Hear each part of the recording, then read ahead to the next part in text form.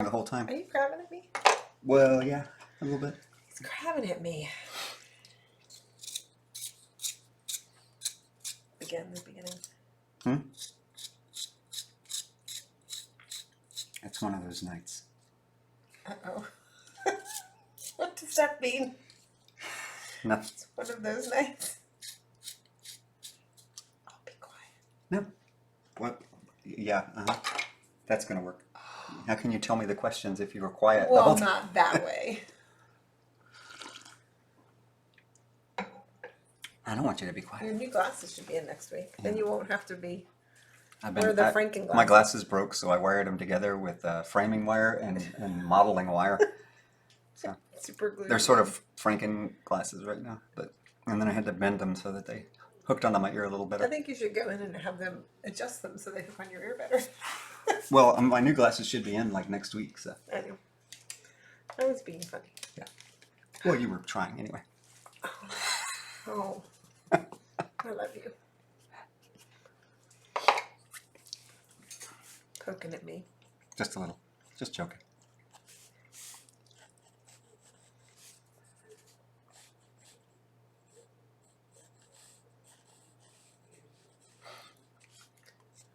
They're all smiley faces and thumbs ups. Thank you. That's awesome. So yeah. Next time I won't jump over here, and it takes a while to adjust this to get it to the right place. Okay. Where's the dog? I'm sure they'll show up later. Yeah. The dogs will show up later. They normally start knocking whenever we're into it, a few minutes into it. 26 minutes into it, and then don't stop until 10 minutes till. Yeah. Promise, no tortures, no. No what? No No screams of dogs from screams. outside? No dog screams from outside. Correct. Well, I'm not sure we can make that promise, but Maybe. Not. So we're going to be at Monster Palooza April 11th, 12th, and 13th, which is not far away. It's like 20 days or something. so Maybe 19. April 12th is also the day that Hellboy, the new Hellboy reboots the market, and whether or not you're into the new one or not, I did work in the film, and I just posted a trailer on my Facebook page. There's a creature that sort of crawls up out of the ground and into the trailer. So that one I had some a lot of input on that one, and I think I got other things in the film as well. Yet I really don't know for sure until I see it, but I know that one's in there. So. Exciting. Yeah, it is. It's one of the first times that something looks a lot. I mean, like really looks like what I designed for the. A lot of times. I just pulled that out to frame that drawing. Yeah, well, I mean, a lot of times, they go through so many different hands and things change. By the time it gets to the movie, sometimes it doesn't resemble as much as it did. What you did, but in this case, it really does look like the drawing. So I was really happy when I saw that earlier today. Very fun. So I'm going to make a post here, in I don't know if the next few weeks or whatever, where I'll go through that. I did a lot of was doing some concept work and stuff recently, and did a lot of digital work, and I love doing it. I like doing digital roughs for my own work. Like if I wanted to have this character be more believable, I could make a digital maquette of it, and then use that as reference for like the painted piece. And I've done that a few times. I think it would be an interesting, video to put up. Absolutely. I like this. I'm reading that as this guy's hairs looks like little fingers. Yeah, and he's sort of like if you can't really see the face because it's bowed so much. Right. And the idea is that it's sort of I sort of like that for whatever reason in a lot of the entities that I draw, they have bowed heads, and they're sort of in a more penitent pose. Yes. Someone asked if you use references for this. Not this one. Not so far. The only thing I'm referencing in my mind are essentially primitive shapes and how light would hit. Like how light will hit a circle. I mean a sphere, and how that light would cast against essentially a cylinder. Stuff like that. But I don't have any physical reference for this. But that's what's kind of to me exciting about some of the digital stuff right now, is that I can build, if I want to make a three-dimensionally believable piece from this, I can physically guess at a lot of it and manipulate it, and work my way through it. Or I can build it too and use some of that information, in the piece. It's not, always necessary, but to me it's fun. And it does add, I think, a certain weight when you can, because believability in a piece is kind of an aggregation of certain kinds of detail. And the more you can have access to, the better, and you can't always make up, in fact, you can't really make up reality to a believable degree without at least a little bit of dependence on some kind of reference, and being able to, at least finally being able, in my own mind, being able to have enough knowledge to be able to sculpt something like this, say in ZBrush, Now, is beneficial to me for this sort of, for Now my own you- personal traditional work. you started this piece during Maeve's piano lesson the Yeah, other well, day. yeah, I was sitting, yeah, we had a half an hour and she was doing her piano lesson, and I bring these pads with me whenever I go to things like that. And I was just sitting listening to her, play Hall of the Mountain King over and over again. I knew. And so it sort of looks like a Mountain King in a way. Joey asked, do you plan the light in your head in the drawing? Sometimes it has occurred to me, I'll see a shape in the darkness and I'll plan it out from the shadows up. Other times I'll start drawing and it'll occur in the piece as a natural evolution of what would look like if I just did this as an outline. In my mind, I kind of spin the light source in my head and decide, what looks good and what the piece is already seems like it's wanting, what the direction it wants to go in, so to speak. And and so I'll try to I do that. I mean, I can plan light. That's what I mean when I say, using reference. You plan light. But it's also good to be able to, like, if you have a good shape or a cool composition, to go back and look at it and go, okay, I have this composition. What kind of light source would best suit the composition that I have? And it can go, on the front side or the back side, but a lot of people are more nervous if you do figure out the light after you've designed a lot of your images. And in illustration anyway, it's not so much of an issue in concept art because the character, you want to be able to see it from all angles anyway. But That's it. but in illustration, being able to plan your light source out and all that that's valuable to do as early as, I guess, it occurs to you, because then you can, like, this would be pretty easy to make a real rough representation of. It's essentially just a vague humanoid kind of sausage shape with a ball on it. And you could make that with, with a couple of kneaded erasers and set it under a light. Figure it out. What brand of powdered graphite do you find works best for the darker pieces? Raw Iron Arts. Okay, well, I use, I have Generals and the Cretacolor, Cretacolor. but they're kind of mixed up together in the box that I keep the powder in. So I'm not in, Because of not in any. yeah, not for any reason. It's just that I grab one and use it and grab another and use it. And I haven't really done it seems pretty much the same to me. I know that there are different qualities to different, like if it were just Cretacolor or just the Generals itself, there might be a difference between the two, but because I mix them up, it's like whatever difference there is has been lost. Yeah, you have to check that one out. Yeah, Let us know. yeah. I mean, there might be a graphite powder out there. There are only a few brands of actual graphite powder to find anyway. That is true. Some It's like- from Italy. Yeah. Oh, hello, Italy. I think maybe there are 3 or 4, but that's about it. I think. Those are the two you have. You just Yeah, had them for a couple yeah. of years. So Yeah.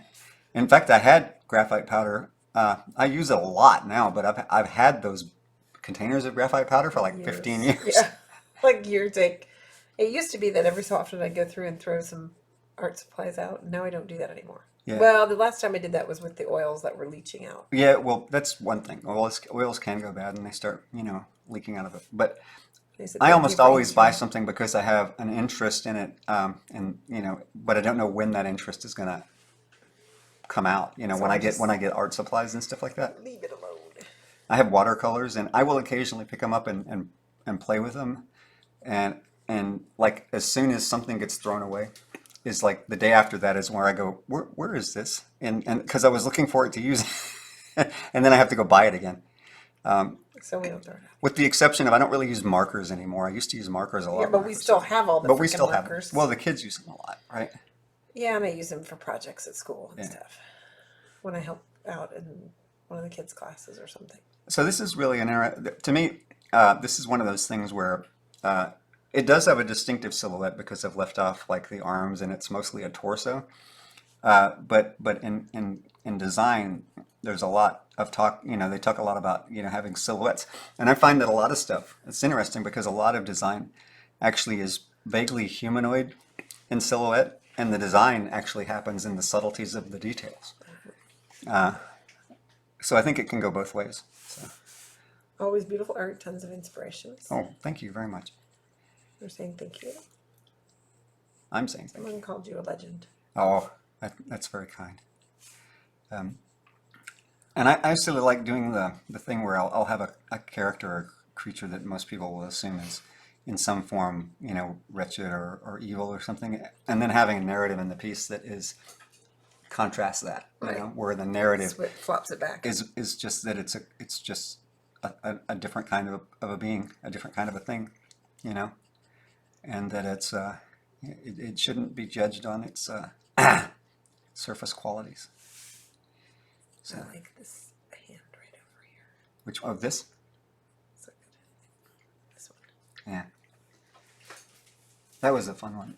That one actually kind of occurred to me almost in full as what you see there from that drawing that I did for our live feed, but like a few weeks ago. Alright. That is true.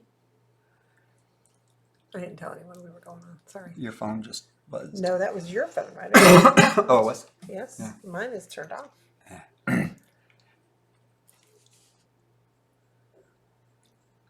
So that it does not buzz. Haha. Oh, okay. So, but that's one of the reasons why I started, actually, this is a funny story to me. I started drawing with the side of the pencil because it never really even occurred to me to hold it like this. I'd always done it point forward because I saw it on a TV show.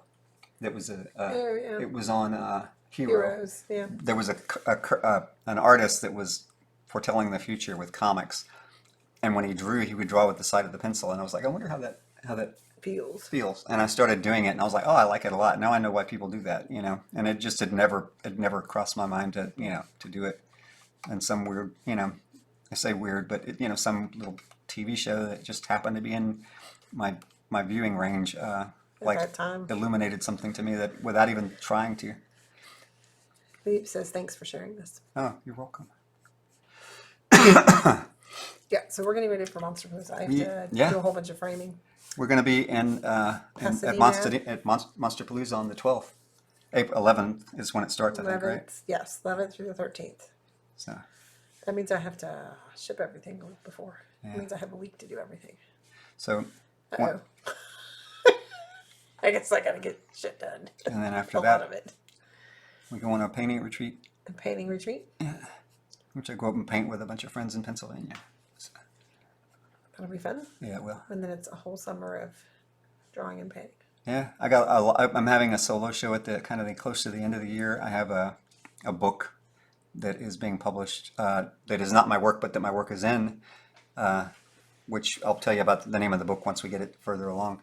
And then our own book, which we're working on, a book of art that's coming along. I like that you looked at me and I went Well, avoiding him. You can't see me. she's the product manager in that respect. So. Oh God. Okay. COO, CEO. Well, this is one of the few times when you have I have all the drawings are already there. I know. I'm just But People you know, need to be the fed thing and is, crap like the that. thing is that it takes a long time to design something like that and make it. Because, well, especially if you're dealing with me, because I'm like, no, I don't like that. oh yes, today is Hellboy Day. Today is I Hellboy. know That's it's yeah. 25 years ago, Hellboy Yeah. Day. You know, the whole Hellboy character, being the demon at odds with whatever with its nature, was just a great. It was a brilliant. Mike. Just a brilliant idea from Mike Mignola. If you don't know Mike, he's a great guy, and he had a lot to do with this new film that's coming up. So I know that there's a lot of people that are diehard Del Toro fans, and there's nothing wrong with that. I just like somebody asked me earlier today, and I said, well, I'm sad that I won't see the rest of that vision. But the thing is that Mike was really involved in this, and I still want to see the property move forward because I want to see more of it. You know, and so I can't rightly sit there and say this one. You know, especially since I worked on it, I'm not gonna. I think it's gonna be fun. You know. But I understand when people, they get, they have loyalty to a certain kind of look or whatever. But like I said, But it looks cool. to me, I'd rather see the property continue to grow and move forward, and get some time in the sun than to not. You know, It'll be fun. it'll be fun. I like that shadow on the chest there. Yeah. Well, see, a lot of times that's what happens. I'll find kind of one shadow that seems to make the dimension of the piece pop out, and I'll really kind does. of focus on that shadow Look and at it through the camera. let it You define. can, this right Yeah, here. I'll let it define everything else. You know what I You mean? can really see it through the. Sometimes it's on purpose, and sometimes it's an accident. So I used to call it, like it's called like when it starts to bump, like it looks like a bump in the image when something seems to stand out. Oh yeah, the head is standing out a lot. Yeah.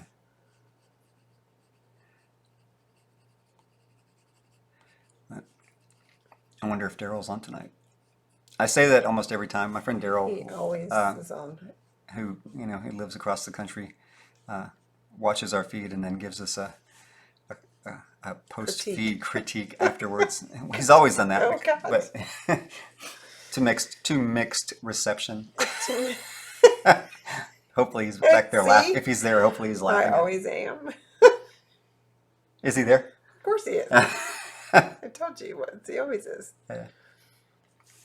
I didn't get any points, any gold stars beforehand because I forgot to put it on Twitter or Oh, Facebook or anything. That Well, we were it's going funny live. because I think this is how we do this as a defense mechanism because we're both kind of like, well, Vicky's more social than I am. So we'll both kind of pretend like, oh, maybe we'll skip it. And then like 10 minutes before, maybe we should do it. And then we do it. Oh my gosh.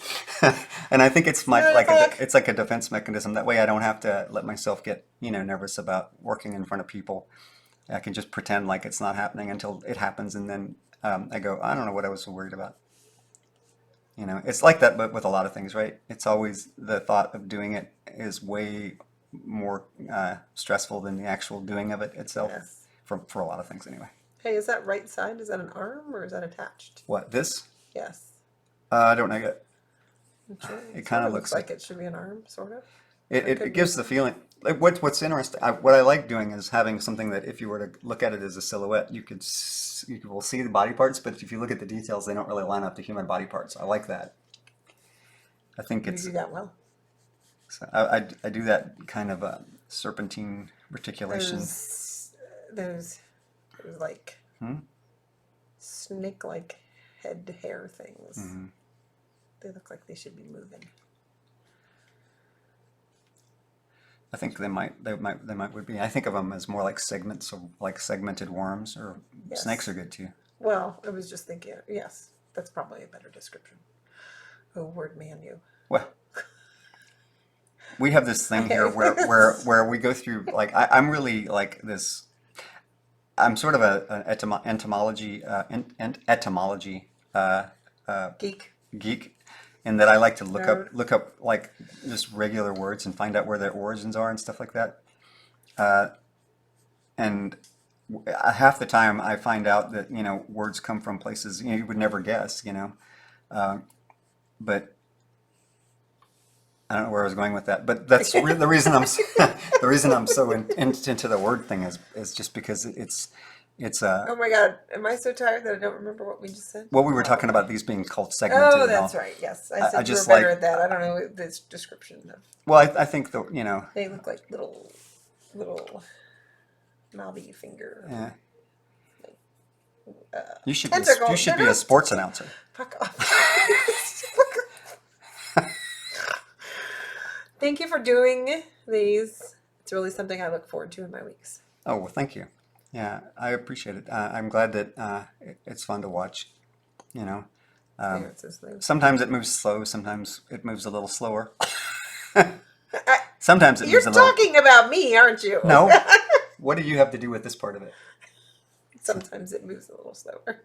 Oh, only when I'm like when I get into noodling things, and I'll start because a lot of what I do when you guys aren't watching it's a lot more boring. It's like I just sit here and tickle the paper until little I'll parts start to seem I'll resolved. turn your Twitch on, and then they could sit there for 4 hours watching you noodle. Yeah, that probably wouldn't work out as good as you think, because I'm not sure what I do in the studio by myself for 4 hours at a stretch. I could be running around in here without pants on. I don't know, but nobody wants to see that. Did you say you would run around here with no pants for 4 hours? That is Well, not true. this is my studio. I walk out of here in here from the bedroom sometimes and just start working for a few minutes before I even put clothes on. Sometimes, just leaving the camera on, that's dangerous. Not like that. God. Black Metal says, I saw your oil paintings and your work at your copper show. It was great to meet you and see your work in person. Oh, thank you very much. That's where we have our show again at the end of the year. We're going to have another show, and I guess it's in November, Yes. and at Copro. So I'm working towards that too. So Do you work, Jones Art asks, do you work from a whole concept already fixed in your imagination more, or do you let the lines and shapes translate into the next few lines and shapes organically? It always looks organic. I do a lot of the organic type you're talking about. I use the other process when I have to conceive of things more, when it's more of something I'm doing for a formal reason, like a piece of concept art or layout or Right. something. But for myself, I sometimes may start off with a theme, I guess you could say, like this guy was. I have like a theme of gaunt biology from Lovecraftian lore. There's the creatures that are gaunts that live in the abyss, and they're emissaries of Nyarlathotep and all that. So that guy you had wholly in your head, though. So I had him kind of wholly in my head as part of the gaunt mythology, which I do have like an entire biology, like a series of creatures in that I've been playing with in my head. Whereas when I start from my own stuff, sometimes I'll just start with a sketch. Maybe I'll start for something like that, but the sketch takes a weird turn and it all of a sudden becomes something entirely different. Right. And I just kind of go with it because the other thing will still be there to get back to eventually. But if this thing wants to turn into something else, then I best let it. It's best the way that it'll work out better for everybody if I just let it. Yes. It's always fun and informative. Light of Lunar Creation says, I truly feel like my graphite work have grown immensely watching and learning from you. Oh, well, I appreciate that. That's the best thing to hear. If anybody, just, gets into drawing even a little bit, from this stuff, it's fun. It's actually, there's been studies that have been done that have proven that drawing something will help you understand it and retain more information about it than any other method of learning about a thing. So I'm not sure exactly how you could translate drawing into certain topics, but they suggest drawing as a way of study in most fields if you can figure out how to do it. About that? Yeah, well, What it was were you reading about? What? it was because I said something on Muddy Colors about it at one point, and I posted some links to some studies where they found that you retain much more information if you draw the information somehow. If you physically, and I think I read somewhere at one point that in the past, people as a casual pastime would draw things. Just a general public would draw things in order to study more than they do now. Which I actually at one point thought a drawing, a drawing room was from, but it's not. The drawing room actually comes from the word to withdraw. So it's a withdrawing room. But I thought it'd be cool if it had originally started off as a place where everybody went and drew, but that's not where. That's where it was. Yeah, That's not what it was. That's not what it was. But sometimes I like. Well, Huh? it's.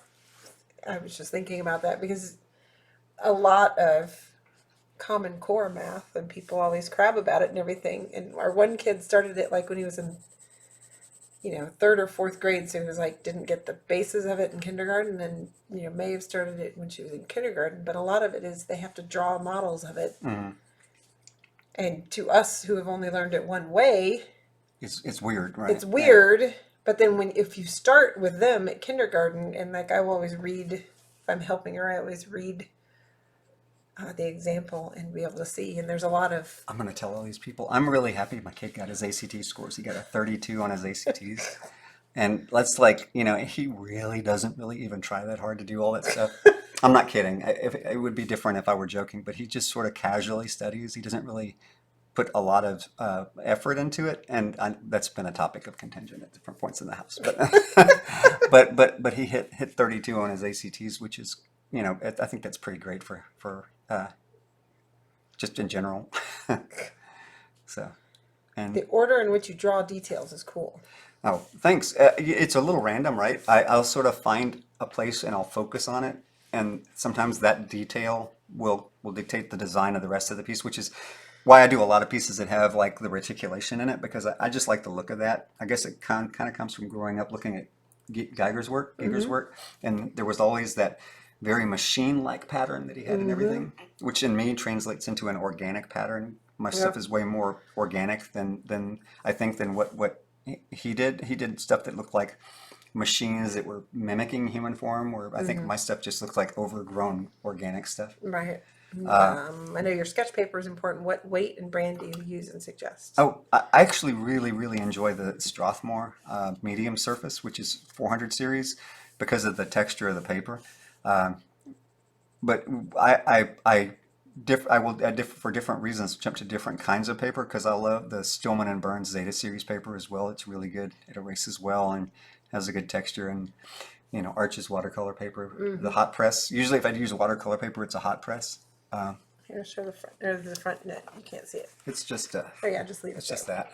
Yeah.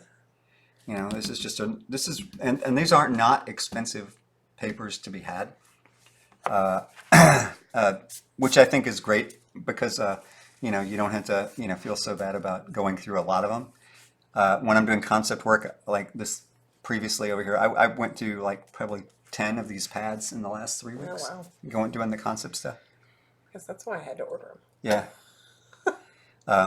Because what I'll do too is I'll do a line drawing that's much like the wing here, lines, and then I'll scan it and print it lightly on another piece of paper, and then I'll iterate on top of iterations. Oh, the different iterations. Yeah, and that way I can try to stay closer to because if I try to redraw this in an iteration, that's my nature. I tend to go really far away from the original. And sometimes what's called for are slight iterations instead of giant ones. Gotcha. I've in the past been in danger of going too far from one design to the next, so it almost looks like so two that'll different be- creatures in two different films. Gotcha. So it's just one way that I use the the tools at hand to help and it's just one of those Epson workforce printers that are less. They're usually, I think they're like $100, but you can run 13 by 19 paper through it. Right. And I'll print 2 or 3 sheets of something like this, very super light, and then change my design on it, but try to stay kind of close just to get different iterations. Right. Melinda says, I got my paper right all of these years. Thank you. Yeah, no, you know what? The paper that you use is completely dependent on your nature, on what you like.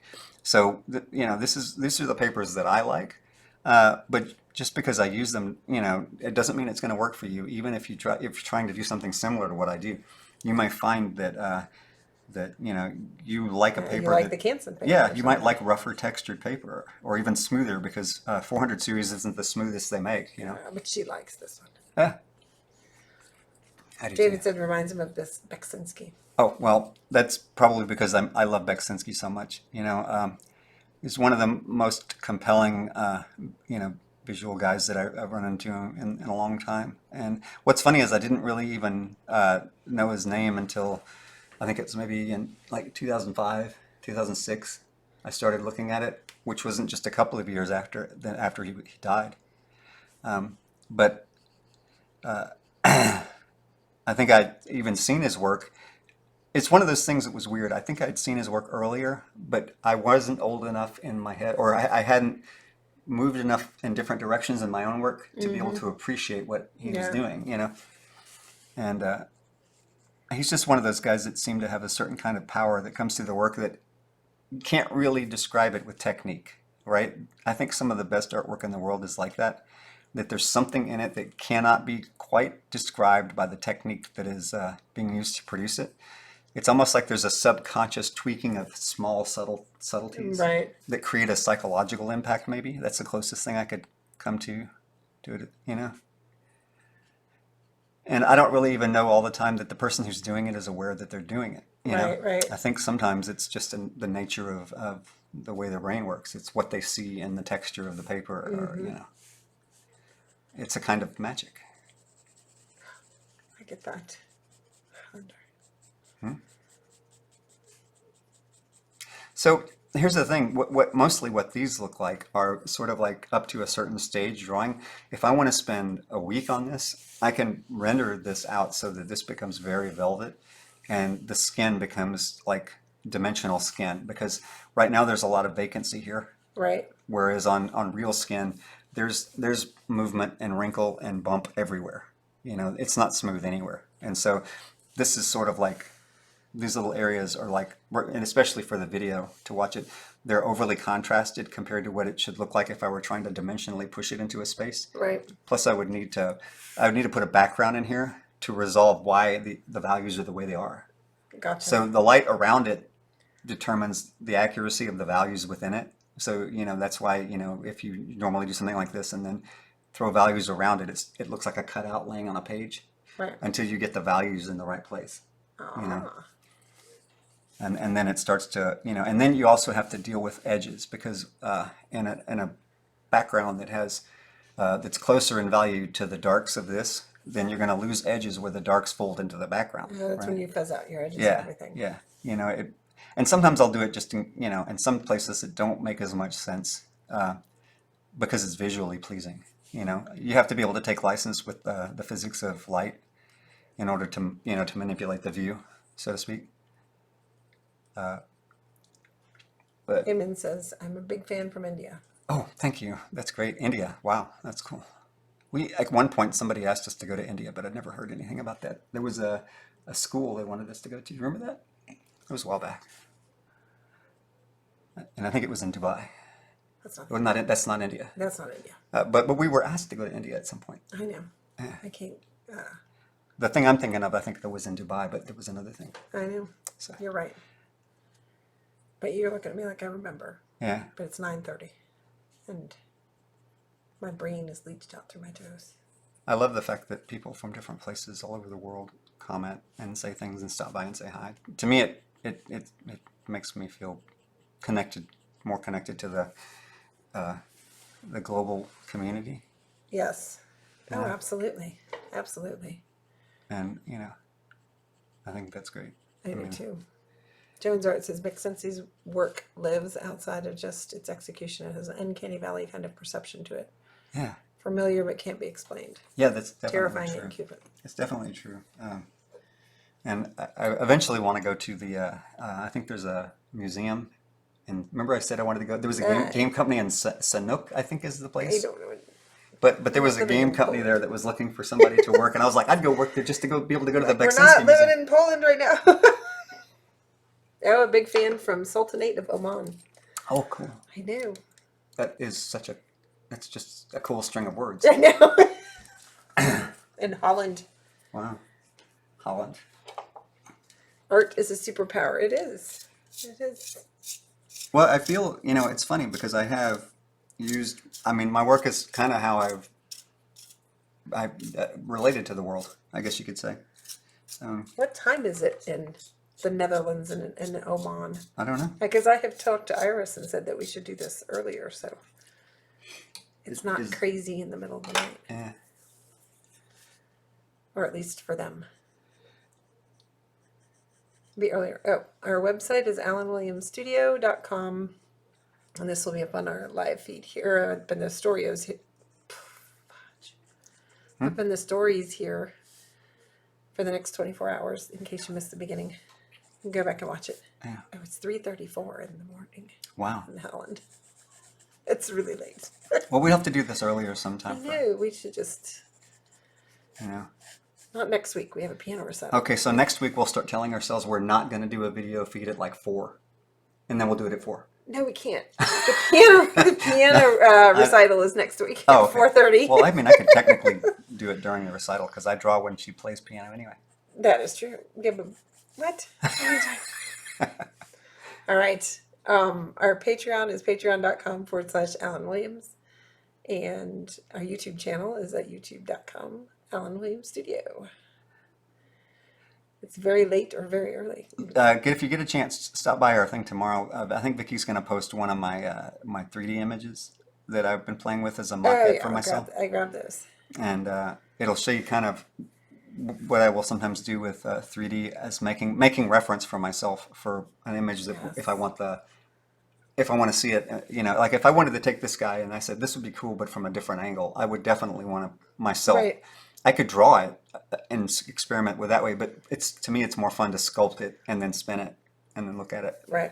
And yeah, I do the digital sculpt because I just actually I've tried regular sculpting, traditional sculpting too, and I want to do it. It's just that it takes a lot more time for me to do it traditionally. Yeah. And if I'm doing it as a preliminary piece for a drawing, then I want it to be at least I don't want to have to spend forever on it. Whereas if I Right. did a sculpt, I would just want to sculpt it, just for that. Now we're having discussions about timing because it's a perfect time in California. Oh, right now is? Yeah, it's 7:30. Oh yeah, I guess so.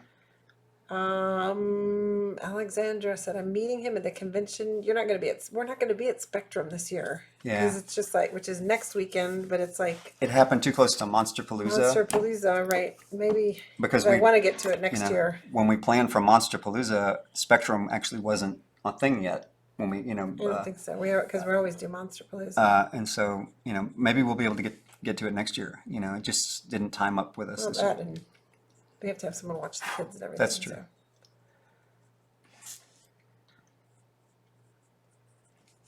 So. Gardery discovered us through our Iris. Oh really? I knew Iris is. Yeah, I love Iris's work, by the way. She definitely has her finger on the pulse of the fairy kingdom. Oh, you're not kidding. Her That and she's just cool. yeah, Iris is great. Yes. If you've ever met her, she's like 6'2", I think. Yes. Or at least she feels like she might be taller, or even. But she's just like a heroic figure in my mind. Yes, we will be at Lightbox Expo also, Mm-hmm. which is the weekend after DragonCon. Oh, is it? Okay, cool. Yes. You should come to the Netherlands. That would be Oh, fun. that would be awesome. I would love to do that. Or can we ditch the kids? There aren't many places. I don't really know of any place really where I wouldn't want to go. When people say you should come, I would go. Yeah, I'd love that. That'd be great. Mexico, Netherlands, Oman, anywhere. Yeah. We have Playground's art department. Oh wow. Yeah. Oh, any advice for younger artists or illustrators looking to submit to Spectrum or be in the convention for their first time? I don't know much about in terms of submitting to the convention, but to the magazine, Well, submit to Spectrum or be in the convention for Yeah. the first time. when you submit to Spectrum, just bear in mind that every single year they have different artists that are judging it. So, you may get in one year and not get in the next, but it has nothing to do with the value of your work. It has to do with who happens to be looking at it that particular year. And I know I see a lot of people that get frustrated because they've submitted, a lot and haven't gotten in. But the same thing has happened to me in the past. I submitted work back when Dragon Magazine was still a magazine, and they summarily rejected me right away. And then 2 weeks later, they called me to do work. So it was really strange. But I realized at that point that it really just mattered. What happens is that it when you submit work like that to anything really, you just have to kind of keep in mind that you don't know who's going to look at it, or if you do know who's going to look at it, you tailor your portfolio. You tailor the work you send based on who you're submitting it to. You wouldn't submit organic work to, say, a gaming company that specialized in sci-fi, right? So it's the same thing. Just know who you're submitting to, and realize that Spectrum is. I think almost everything. Every year there are people that get in and people that don't get in. People that don't get in that I look at and go, oh, I don't know why this didn't get in. And other people that got in that I went, I'm not sure that I would have picked that. Yeah, but that's true of even your own pieces. But that's true of my own stuff, because they almost always pick stuff that I never would have. I mean, Vicky will submit for me because I usually, I guess I Because I just do it. I debate You over it too actually, much. yeah. And she just kind of grabs stuff, and I go, I don't think they're going to like that. And almost always they pick the ones that I didn't anticipate getting in. So it's just weird that way. Or you go, oh, this one didn't get in, but this one did. But while I think on one hand it can be an indication that if you don't get in, that you're still developing. But on the other hand, it can also be that they just the people judging that particular year, their aesthetic didn't line up with yours. Yes, exactly. So Absolutely. Oh, yes, Iris huh? is very, very tall, and she is a wonderful person. Oh yeah, she's cool. She's very energetic. She has a lot of Oh my energy. gosh, and her art is beautiful. So actually, with They like your shading. oh, thank you. If the more that time that I spent, it's really strange because I'll just sit and I'll turn my brain off or throw something on that I'm listening to and just sit here and pick at the paper. And if I just don't think about it, I can do it for essentially hours. And then that's how the velvet starts to develop in the graphite, and it's just you don't that doesn't happen quick. There's really no trick to making it happen quick. It's a lot of times it's actually very lightly built up too. It's not so much of a bearing down to make things dark, but building it up slowly and lightly. And then if you do that, it'll retain the quality of tooth in the piece instead of burnishing it down to a smooth surface. Yeah.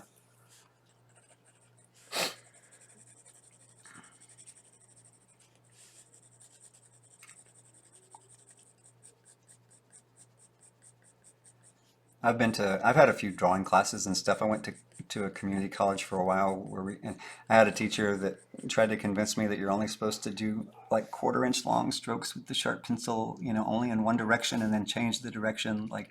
And And was that when you had all the I had all those super hard leads and it was like, and it took a long time from, after I got out of that to realize that, what he was saying is this is what you should do basically was just the way that he did it. And there are people that make all manner of different kinds of ways of drawing marks work. and everything? Yeah.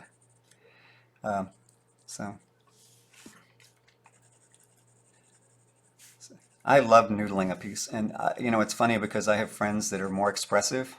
When you think of like an expressive illustrator, you think of like maybe Greg Manchess who does, very his work is very stroke based and it's just a And it's beautiful like one stroke is yeah, exactly where it should yeah, be. it's a beautiful layout of paint and that is resolved in his personality. He loves that. You know what I mean? But to me, I look at it and I go, I love the way it looks when he does it, but it would drive me crazy if I had to do it like that because I like noodling with things. I like, getting into it and spending, a lot of time with it. And, his particular way of rendering a piece was born out of a need in the publishing industry to get a lot of things done very quickly.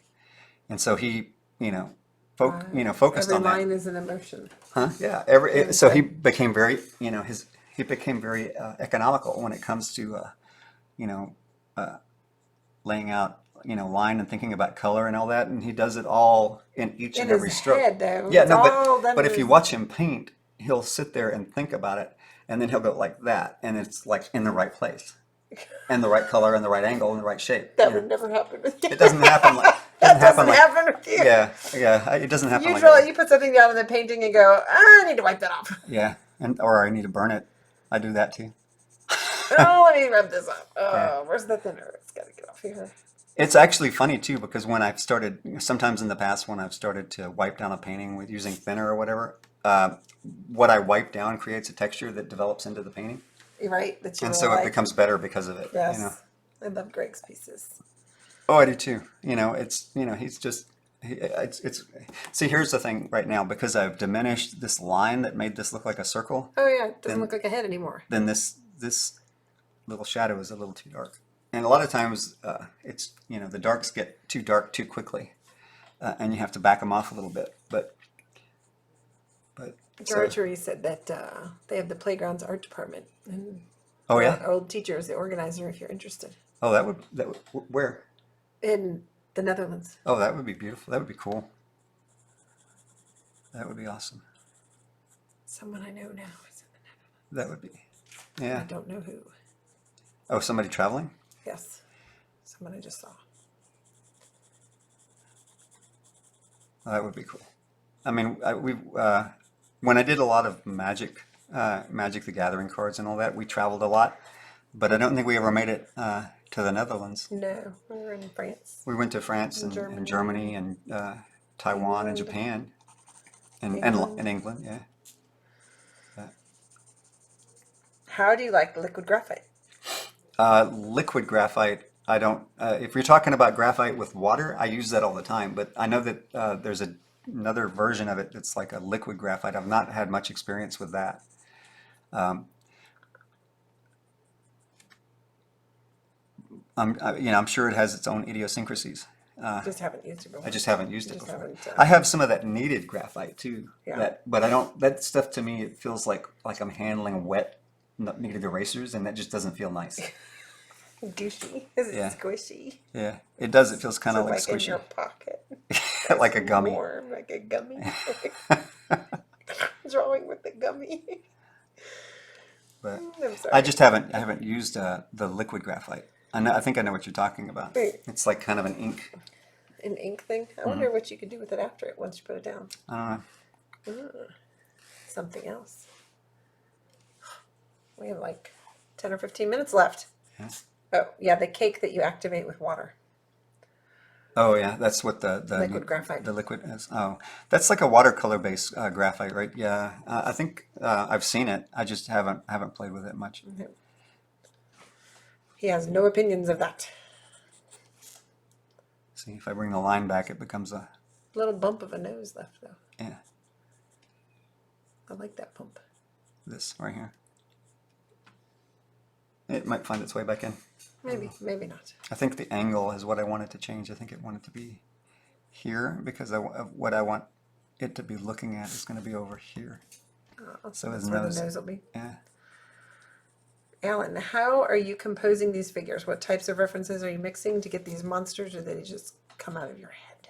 This one is out of his head. Oh, look, you did change. That's amazing. Oh my God, his head just turned. Sorry, I was reading that person's comment, and I just like, you did it, and it's there. It's like magic. So Sorry. the way that these things happen is that I look at a lot of I guess the closest representation you could see to something like this would be a mummy, right? If you looked at a mummy, it would have a figure that it's been distorted by decay, and Dehydrated. I actually have folders of that kind of stuff on my, yeah, obviously if somebody ever, broke into my computer, the thief would call the police immediately because they would see all these dead bodies. But they're not like wet, they're all dried mummies and stuff. Like wet. Yeah, well, I mean, they're not, I know. Yes, I know what you mean. Oh, and yes, the Ferris Bueller comment. That was a Ferris Bueller comment. Oh yeah, the gummies. The gummies in my pocket. Joe Beth said this would remind me. Sometimes that's what we speak in movie quotes occasionally It's around true. here. And it's remarkable. Even Duncan will get it because he's done this thing where he's gone back kind of a historical trek through like movietropes.com. And so he gets a lot of them.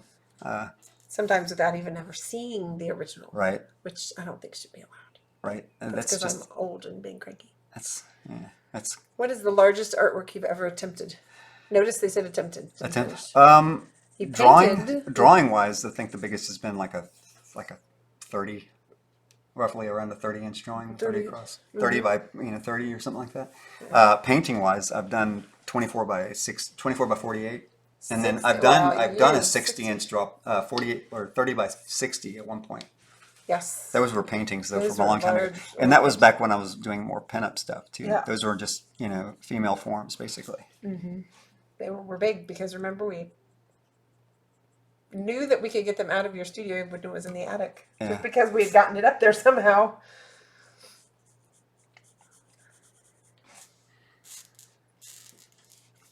So I've always liked and visually liked when things twist and turn because of the wrinkles and the folds that it makes in Right. human skin.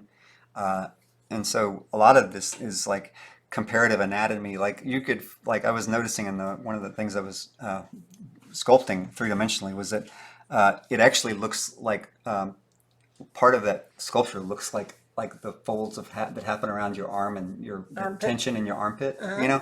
That kind of goes back to Blue Apple Arts. What types of references you're looking at them, but you don't have something you're looking at right now for this piece. Right. No, I'm not really. Yeah, and I didn't start it looking at anything. I just, This is the one you started at May's piano yeah, lesson and I just did. kind of Yeah, had that kind of center. and essentially, a lot of times, what happens is I'll start with a super light, like almost a gestural drawing. I might do something. It's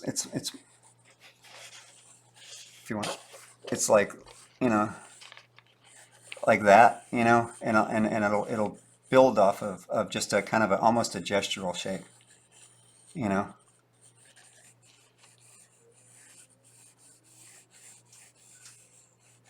And a lot of times, this is what your This is what a lot of my thumbnails look like. yeah. And So this is just a leg, right? And this is like a torso. And then I'll start to see like things suggest themselves, like a shoulder shape here. And obviously this would be a head shape. And the proportions are odd, because I was like not explicitly trying to make like a human proportion character. So, but once I get to a point and I go, okay, well, it is a humanoid, then I start to look at what can I do to make this humanoid look like it exists in a three-dimensional space, so to speak, right? Right. So a lot of that is like, like perspective with another leg, right? Happens or whatever, or however you could drop a leg down here. And then, I've done this before, right? So now I have actually, if I leave this line here, I've got, Three legs. 3 legs, or a rather suggestive piece, depending on how people, because believe me, when you draw organically, people see genitalia everywhere. right, It just happens. both genitalia. Yeah. So, and I just play with it, I guess you could say, and And sometimes when it's distorted like that, you leave it distorted like that. right now, if I left this distorted, which I probably would for something like this, I might within the distortion go back and look and see how can I make this actually look like a dimensional thing, like you were sculpting it, Right. because it isn't dependent, like figures and things like that aren't dependent on being completely accurate to human physiology, but it's about being accurate to how light hits that form. That particular form. Yeah. So I can figure out how light hits this kind of conical shape with the circle on top because it's a conical shape with a circle on top, Right. And I know that if this head is looking this way and the light is hitting it here, that it's going to cast a shadow not unlike this here, right? And that if this is a conical shape, light does a certain thing on the terminator of a cone shape. I can either do that or disregard it and change it and bleed it off into darkness or All whatever. right. When you say terminator of a cone shape, you Like, mean the edge. Yeah, of like a if cone you look shape? at if you look at anything that's kind of let's see if I have something. Like if you look at anything that has a shadow line on it, there's the darkest part of the shadow right here where it starts Right. and stops, And like then the lightest part where the light yeah, reflects. and then that essentially, but primitive shapes are pretty much the tell. You can when I'm doing a drawing like this, Oh, thank you for the translation. or if I now I'll probably actually go ahead and do that one too because I want you to see what I mean. Right. I can find a realistic shape within that abstract series of shapes because it's just about how light hits it. Just like when you look at something like, say, The Incredibles, even though they're not realistically, they're not drawn realistically, and they have a dimensional space that looks real because they've applied realistic light to their shapes. Right. Right. So that's what I do quite a bit. And Tragogo Mind translated this Spanish from the other person earlier. It says, "I love the manner in which you draw." Oh, thank you. Thank you for the translation. Thank you very much. Yeah. Thank you, Fernando. Yeah, that's awesome. I love it that people will translate. Do you draw everything freestyle, or is there anything, photos, etc., that you use for reference? Oh, yes. yeah, if I do something that looks photorealistic, I've probably used Or like if this is going to look like someone's leg, he'll take a picture of himself or someone or. what would be important in this piece to me because the foot is so prominently placed is to do a realistic looking foot attached to the rest of this. And so you that probably have to take photo reference. I'd have to of that. take a photo I'd use a photo reference of a foot, and then that actual bit of realism would magnify into the rest of the piece. Right. It would make the other rest of the piece look more realistic. You know what I mean? Yes. So I try to do that in a lot of things. That's why a lot of the paintings that I have will have an abstract creature, but it'll have a realistically painted hand or a foot Right. in it. because it The anchors. giant crow guy. With It does two the- things. It anchors the piece into a translatable space, and it also indicates that, look, I can do realism, but I've chosen to do this. Right. You know, so it's not like just a mistake. Yes, You know. yes. So. He said, anytime, thanks for the free art lesson and inspiration. Oh, you're very welcome. Thank you And for thank translating. you. Yeah, that was awesome. Light and shadows is what makes the most convincing and difficult to render in imagination. It is. Like I said, I think I get away with it because I keep it simple. And like for me, I'm just looking at a circle, casting a shadow on essentially a You cylinder. mean in your brain you keep it simple? Yeah, I Because keep it the light doesn't look simple. simple to No, me. because once you get into it, you start fiddling with it, and it creeps into the light. As long as the general light for this is the general light for a sphere, Right. and when it hits, it's generally the way a light hits a cylinder, and I don't do anything that flattens that out, Right. then it'll work. You can But add detail, just make sure it's not too sharp. And then yeah, it's fine. but I can take it from any point. Like I said, if I wanted to sculpt this, and then I lit it like I have right now, I know that I would be probably about 80 and 90% accurate with the light. Right. But I could get that last 10% if I sculpted it Yeah. and then lit it or whatever. Blue Apple says, it's cool to interact with such a prolific artist. You should do these videos more often. We were trying to do them every week, and then you got into some concept stuff, and so we Yeah. had to skip a couple weeks. So, It's- but we've done the last two, so this Yeah. is the third one in a row. We will do them as Next frequently. week should be good. Yeah. And then Monster Palooza, I don't know what you'll get there, because by What? 9 o'clock at night I'm tired. Yeah, it gets pretty tiring there. Because it'll be 9 o'clock California time. They are all up on our Patreon, which is at patreon.com/AllenWilliams, or they're up on our YouTube channel. So our YouTube channel is at Allen Williams Studio. The old ones, and there's a whole bunch of them. So we've got about, I don't know. I have no idea if this is still recording because It does. It goes. It still goes. So we're almost done. Oh yeah. You can watch the other. Yeah. We started a little early, I think. A little early. That never happens. Maybe we started on time. So This guy's non-face over here is bothering me. yeah. Mm-hmm. Careful. I'm gonna put it to the You know what? in front of you anyway. What? Look at his non-face. It's creepy. So That and these tubular horn things. We've discussed that before. The things that look like tube worms on them. I like tube worms. I like like genetics. Like those. What do you call them? Weird. The specimens you get in the glass jars and things like that. I have a few things like that also laying around the house. In fact, you know what?